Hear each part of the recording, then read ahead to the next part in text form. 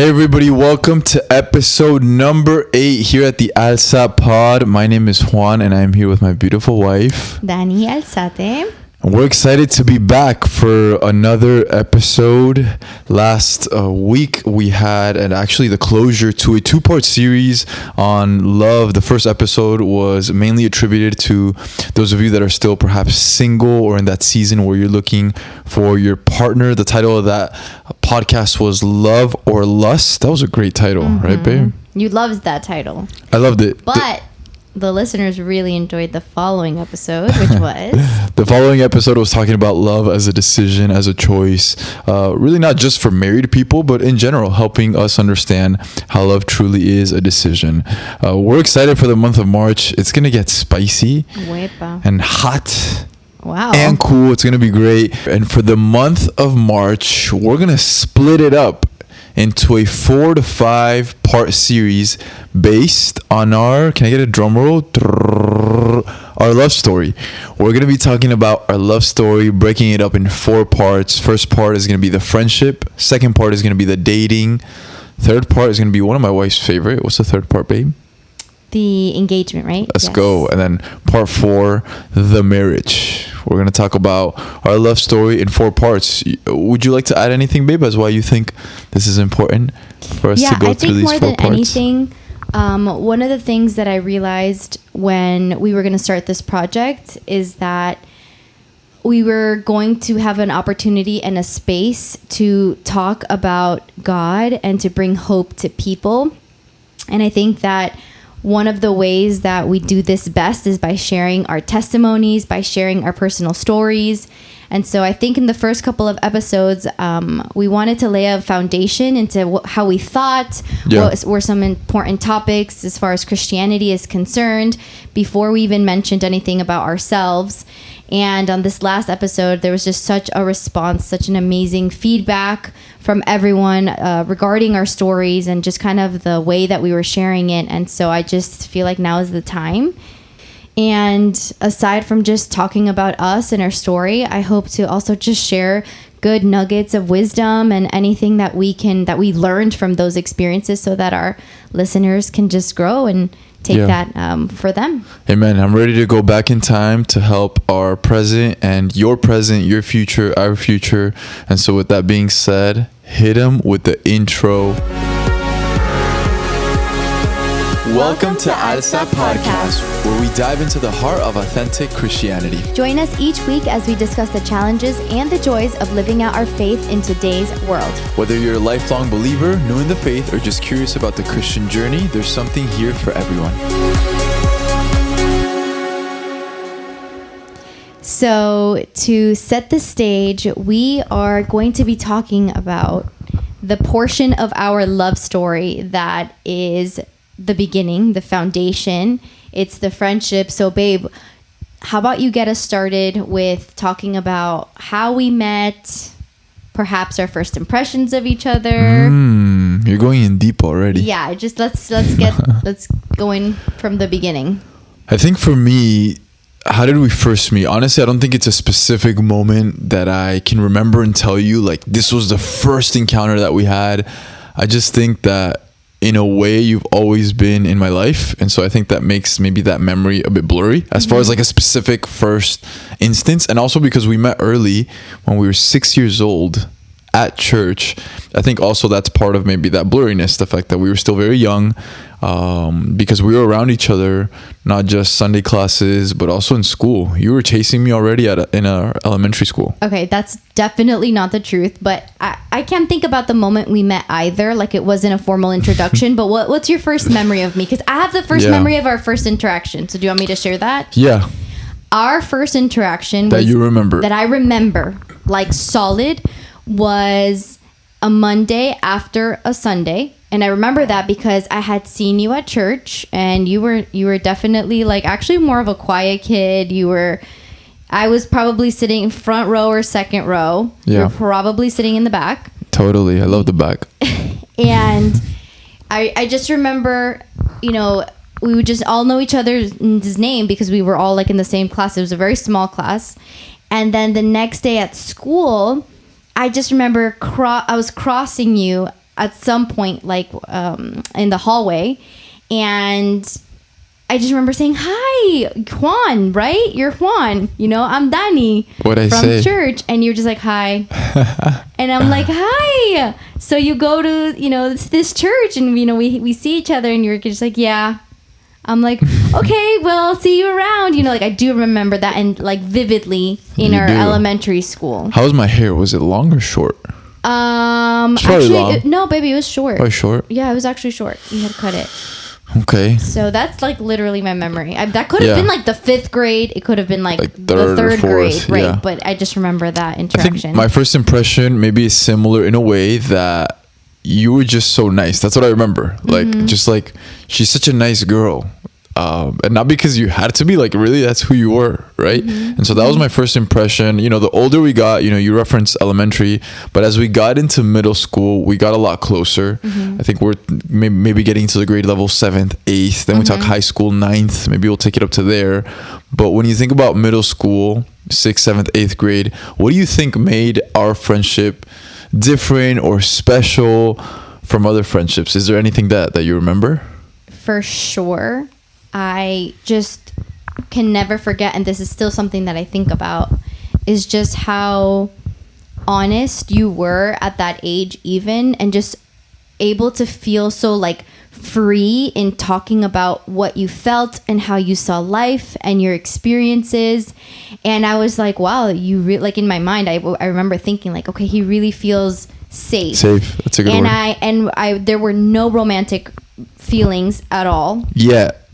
Let's go. At least from my perspective, like me too. Yeah, I know. I think we were both very confident in our relationship as friends. Yeah. And I think that a really cool aspect that really shows that was that of the conversations that we were having, like you were hanging out with other girls.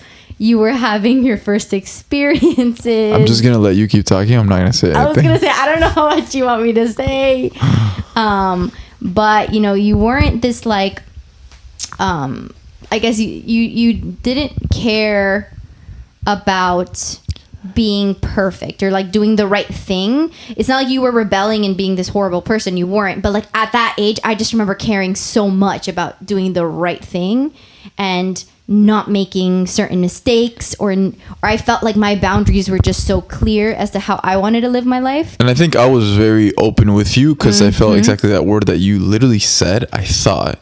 And so I don't know if you somehow were in my brain, but we are one. Yes. So I just felt very safe, and I think as I look back now, like, I didn't have that maybe growing up entirely because of that missing factor of my dad. I had a great family, great support system, but at a young age, there's a lot of ways that we behave and or cope and or act with people that we really don't understand maybe till later, right? And so even now I see it as like, man, it was so special or different because I trusted you so much with my personal stuff. Yeah. Even at a young age. Yeah. Which I didn't really do that with many people, Yeah. And I felt like I respected you for it. For that. My mentality has always been, even though I was like, quote unquote, like a goody two shoes kind of person, I really never thought of myself as ever being better than anyone else. I just was focused on my own journey and what I wanted to do. So I just remember talking to you so calm and challantly, like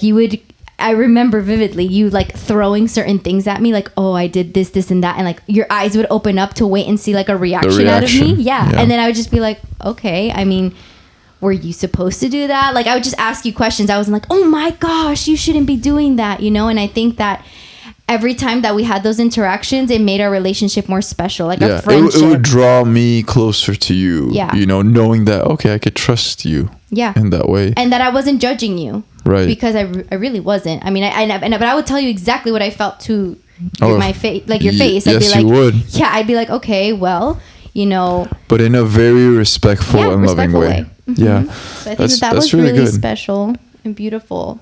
Yeah. And then how do you think, as the time went on, like, I remember 6th, 7th, 8th grade, we started getting closer to the older grade levels, right? How would you say I supported you? Because I think the way that you supported me was very evident, if you will, in that sense. How did you feel a sense of support I guess from my end to you, because we're talking about our friendship stage. Yeah. Right. So as friends, is there anything that you remember, like, man, like he was maybe adding value in this area to my life, or supporting this endeavor, or just, you know, in our relationship as far as our friendship? Can you think of anything? I mean, I can think about the lessons that I would learn from you that you didn't even realize you were teaching me. But I feel like I just really respected your character outside of like the spiritual aspect of things. I always felt, and I would tell you that like I'm in a certain spiritual, like I'm more mature spiritually than you, but you were more mature as a person than me, in the sense of like, for instance, like you understood like friendship or loyalty in a way that like maybe I in my immature ways just didn't. And so like something that I actually respected so much about you at that time in particular was your friendship with my sister at that time. And she would confide in you, and you guys had a really good friendship. And I would try and get things out of you and ask you questions and be like, oh, like, you know, was she really here? Or did you, what was happening last weekend? Or I would try and get information out of you, and like you wouldn't share it with me. Wouldn't budge. He wouldn't budge. I was taught that in the streets of Colombia. I literally would be like, dude, like, why aren't you telling me? And that was me being like, I guess, an annoying, overbearing big sister. And you, in a way, were just like teaching me to, I don't know, like just, I guess, respect and have boundaries. And I just love that you didn't budge, you know? And so that's something that maybe you were not necessarily supporting me in any way, but like I would just learn those things from you that I was like, I like that. Like I like that quality of a person. And he could impress me, or he could just, you know, like spill some secrets, but you didn't. So like that is something that I definitely received from you. But then also you were just like a really good friend to me too. Like you actually cared.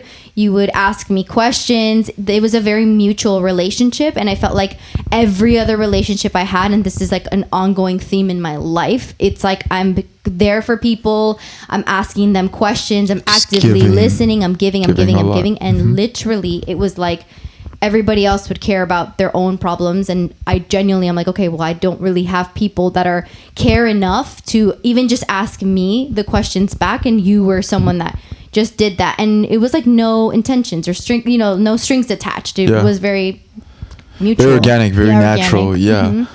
You know, I think the older we got, specifically in 9th grade, there was a moment where everything changed, and I don't know why. It's just a December thing. Like, we got married in December. Oh, wow. Christ was born in December. Okay, baby, he really wasn't born in December. I know, but we celebrated in December. Okay. Like, this, I don't know, there's something about December.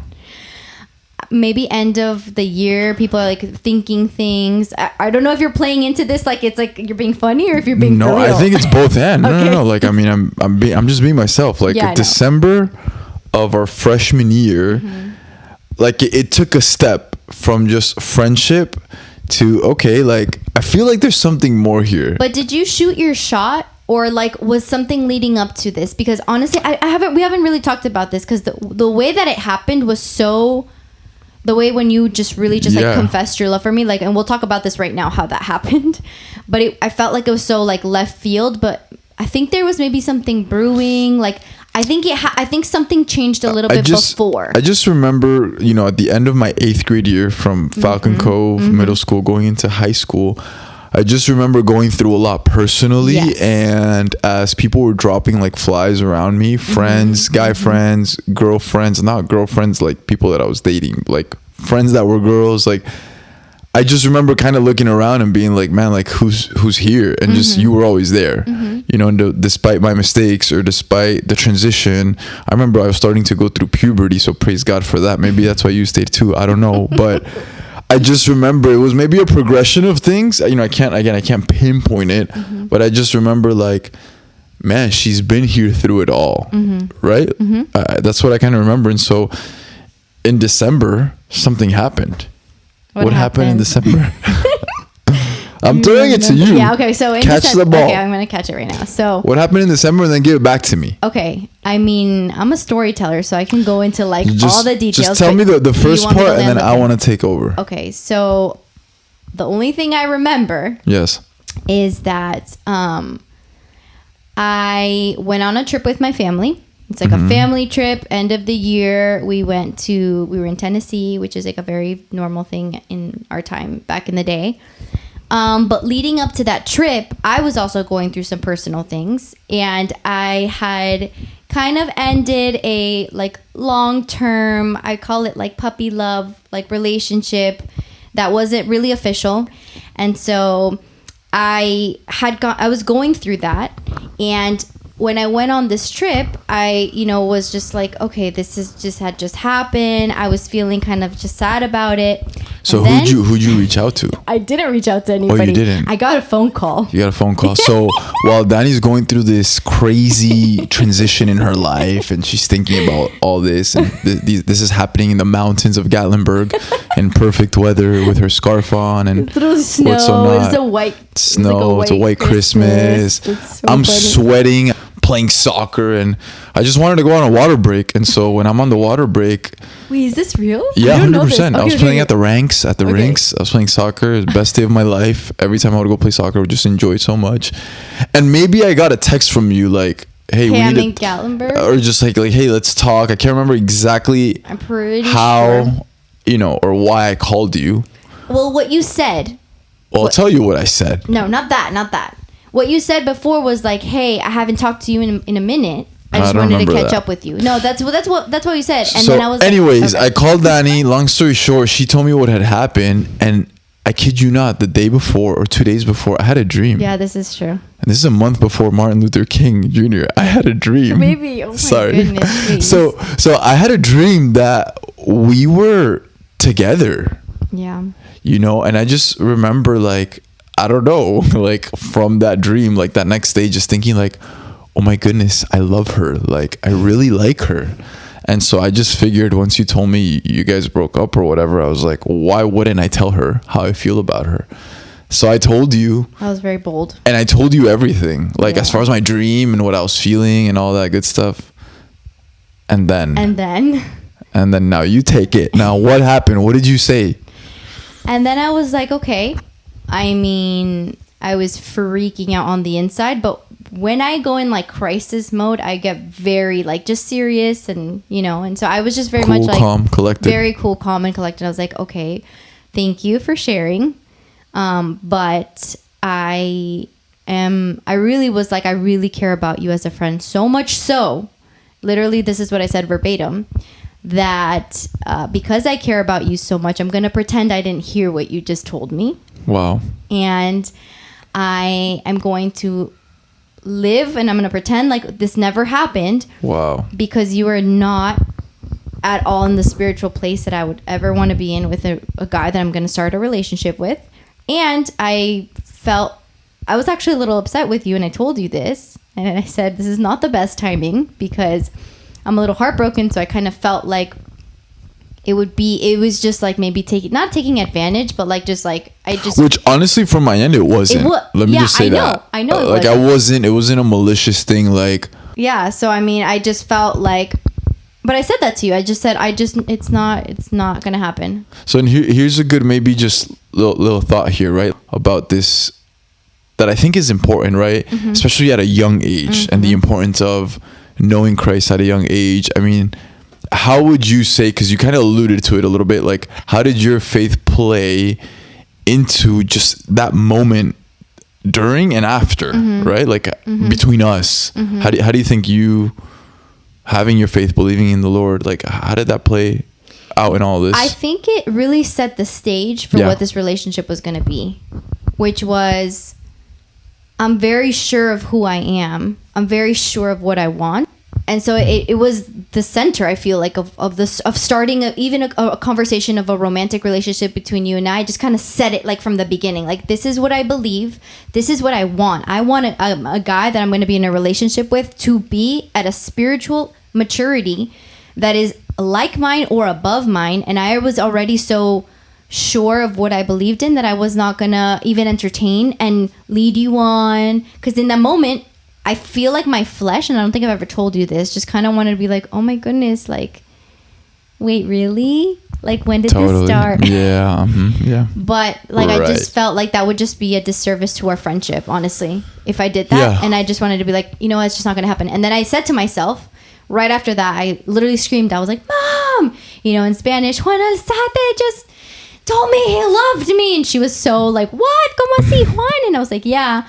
But I was like, I told her, I'm like, I think I just lost a friend. You know, I think he's not going to be my friend anymore. He's not going to talk to me. It's going to be weird. And I mean, we're 15, so that made more sense than what ended up happening. So what ended up happening after this conversation? Yeah, honestly, I didn't change my approach because we had such a strong friendship. I think that's what maybe carried us through, quote unquote, as opposed to maybe me just like dipping and just leaving and being, hey, you know what, because you rejected me or because you didn't take this as a yes, or hey, let's move on, or let's be intentional, whatever. You know, that didn't move me. I can't remember again exactly the details, but I even remember it didn't really hurt me. I don't remember because I wasn't rude and disrespectful. Yeah. I mean, I say it the way that I said it right now, but like I really was like trying to care for your because that's who you are, because that's who you were and that's who you are. I knew that was you. It's not like you were. Yeah, exactly. Like I didn't just randomly now I'm like asserting like what my faith is. Like I was just reminding you like, hey, like honestly, this is, you know how I think that's more like how I was talking. Reiterating. Yeah, I was like reiterating. Yeah, and I think like what really attracted me to you in the first place was really this component, like the component that you were just so different than everybody else. And the difference now, I really, as I look back, and I've said this several times to you, like it's the Lord inside of you. And so because he was your everything, the way that you lived was so different than everybody. The word talks about this, like let our testimony be honorable, right? And that's what speaks louder than us shoving down Christ down people's throat, is the way that we live. And even from a young age, like what attracted young Juan to young Danny, which by the way, you're older than me. By not too much, but still older. Like what attracted me was that. Yeah. I really do believe that, because that is so different, and it will always be a woman, a girl, or a guy who seeks Jesus above all else. It just automatically stands out. And so I think that was really the attraction as a friend, and what led to, man, I think there's something more here. What would you say? Because I feel like there's always this conflict of, I guess in the Christian world, like, oh, you really shouldn't be friends with a guy if you're not dating. And, you know, if you are, like, I guess it's weird. And I talk about this with people now that are young adults. And what's weird? This dynamic of how, like, I guess in the church, and I'm specifically talking about in the church, because I talk to girls that are now, you know, in their young adult years, so they're either post-college working or in finishing school, and I feel like there's this mentality that they're like, I can't really be friends with a guy because then they're gonna fall in love with me, or I'm gonna fall in love with them. Like that's literally what is being said. And I think that naturally in friendships, you know, because you're, you know, talking and you're growing that bond, like that naturally happens. But I think that if you're doing it in a healthy way, there's a way that you can do this where you're not leading people on. You're not talking at 2 a.m., 3 a.m., 4 a.m. And you're like able to really get to know someone without it being like immediately romantic and then not. So talk about like just nowadays. Like, how would you advise friendships, intentional friendships of people that, you know each other or don't know each other, but are interested in dating? Yeah. You know, how can they navigate a friendship foundation? Yeah.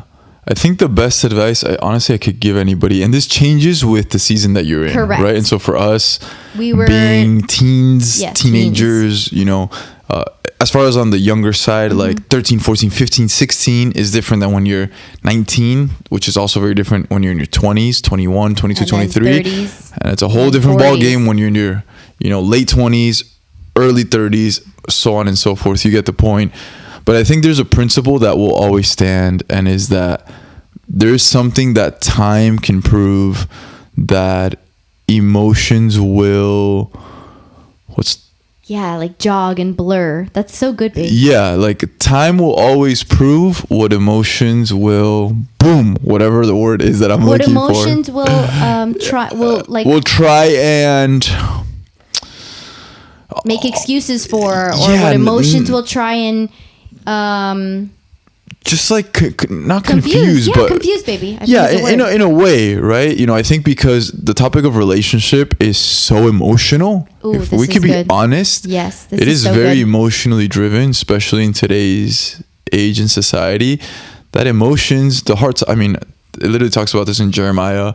The heart is the most deceitful thing above all things. Good.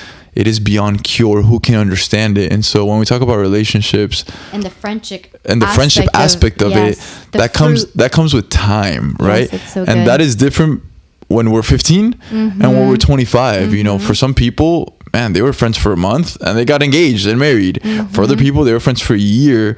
But I think during that period of friendship, there is so much that is proven and or not. Yes. That if you just fast forward it, you lose out. You lose it, man. On the opportunity to see so much. And experience so much. And then also, disclaimer, okay? You could be friends with someone for so long, and then if that person is not being, if that person is hiding parts and aspects of their life, then you're not going to know fully who they are. So I think this is just to give perspective on the significance or the value that friendship can play in relationships, and in a healthy way. Yeah. I think for those that are listening, that are perhaps older, or want to date someone or get to know someone, and they already met them in a romantic way and not like in an organic friendship way, I think there's something about creating a friendship based on honesty, that if you just ask the right questions and you put yourself in the right environments so that you can see the person for who they are, you can get to know someone in a month that it would take somebody else, 4 years, because they're not being intentional about it. Yeah. So I think friendship, yes, there's something beautiful about the organic way that people can become friends. But I think that if you are intentional, you can really get to know someone and become friends in a faster way. I agree. And I think that's also directly correlated with how healthy you are as an individual. I think that if you are in a place where you're not healthy, because again, we're talking the Christian context, if you will, like essentially that will bleed out or spill over some way, somehow, whether it's early down the line or later down the line, it will spill out. So I think at the end of the day, what you're saying is key. Like, man, if you're honest with yourself and if you're in a healthy place, there's nothing that you should fear about. Hey, let me be open to being friends. Yeah. Right now, where does it get skewed? Maybe, I don't know what's been, spoken over you, what you've seen, what you've lived, what you've experienced, or where that other person is. And maybe there's this fear or anxiety. Maybe you're in a healthy place, woman or guy, but maybe the other person isn't. So I think that's where, again, being held accountable with different people is really important. Having mentors, having peers that can really speak into your life, because your emotions will blind maybe what's actually there. And we've had many of these conversations with the young adults and students and adults that we lead. I think something that I also I'm realizing now that we're talking about the friendship aspect of our relationship, I had friends, really solid friends around me that were also a part of this journey of our relationship, that I would bounce things towards them and got really good advice. So I feel like, I didn't just know the right things to say, or I didn't just, I really, is what you're saying. Like I had really good friends to lean on and really kind of, hey, do you really have feelings for this guy or not? When I would second guess and be like, wait, I told him no, but maybe I should, you know, it's like, wait, no, you know, this is how you really feel, or this is what we had talked about. So I think that that's so important, babe. Yeah, before we finish, you know, I think the last thing that I just want to maybe throw out there as you're talking is, I also think that because we are in a society where there is no commitment and being friends is friends with benefits. You hear it all the time, no strings attached. I mean, this is how people relate nowadays. I think people and the enemy uses that as well to really close that out. And so again, I think if we are healthy individuals, if we're plugged in with the Lord, with the right people in the right place, I think by one step at a time, we can build a healthy friendship with people that eventually will lead to something more, if that's what the Lord wants. So those are my thoughts. I'm really excited to continue our conversation and to get into kind of like what happened after you kind of laid it all out for me, as far as in that moment, kind of going back now to our relationship story. I remember just talking about it with my mom, kind of saying what I had said, realizing, hey, I think I just lost a friend.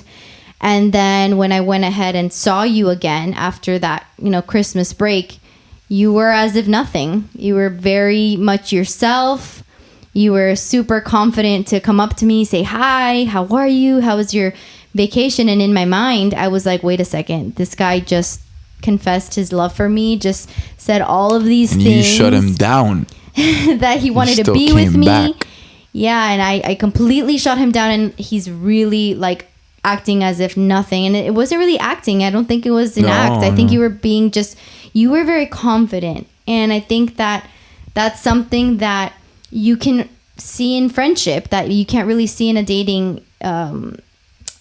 You don't really get to see that when you're dating or when that relationship turns romantic, because, you know, once it's romantic, all of these conversations have real big implications, and you don't have the freedom to be super real with your conviction or what you think, because we're putting on our best face, or our A game, and it's like, okay, like I can't really tell him this way because now we're dating.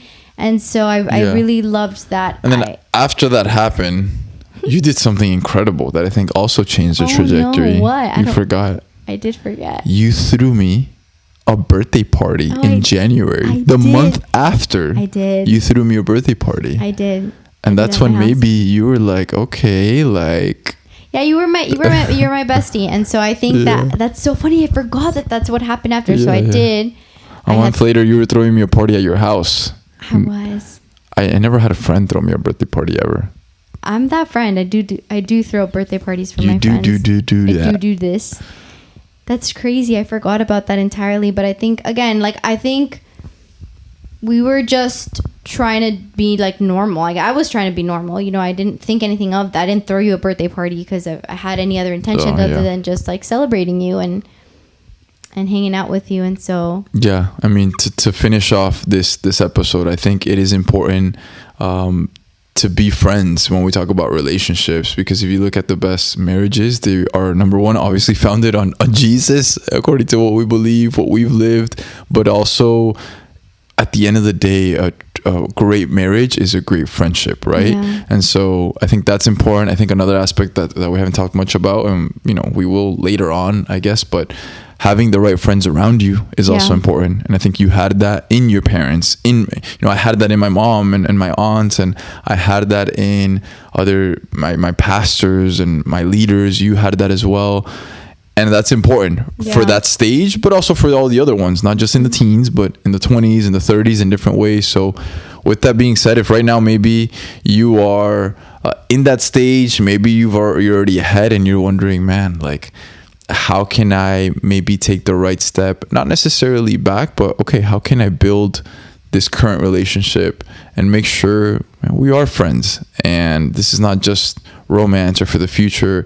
I just want to take a moment to pray, if that's all right, and ask the Lord to just, whatever he spoke to you right now, to seal it in your heart.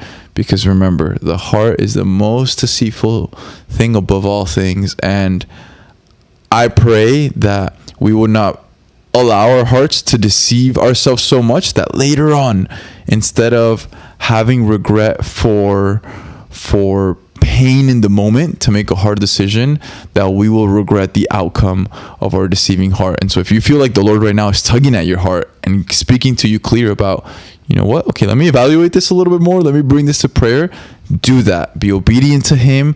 Don't ignore it, because the pain of regret is so much greater than the pain of intentionality in a moment. So let me pray for us, and I'm excited for part 2. Part 1 was the friendship. Part 2, next week, the dating. Lord, thank you for this time. Thank you, Jesus, because as we see you, Lord, it really is a reminder of you are the best friend we could ever have, Lord. And the same way that you loved people above and beyond, Lord, you loved them for who they were, no matter how they treated you in return.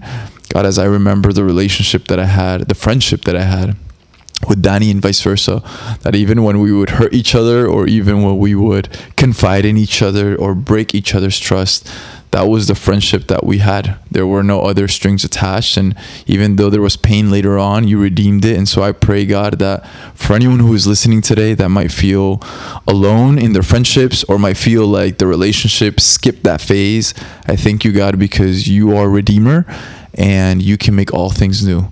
And so I pray, Lord, that we would take it seriously, Lord, that we don't want to pick the story for us. We want to allow you to be the one moving all the parts in our lives, in our hearts, in our relationships, and in our friendships, God. Thank you for this moment, and I pray that you would open up our hearts to what you want to say to us this week regarding this topic as we get ready for next week. In Jesus' name, amen. Thank you for joining us on this episode of Alza Podcast, where we explore the depths of authentic Christianity together. We hope you found inspiration and insight that will raise, lift, and carry your faith to the next level. You can find us on all podcast streaming platforms, and don't forget to subscribe. Stay connected with us on social media for more discussions, resources, and community. God bless.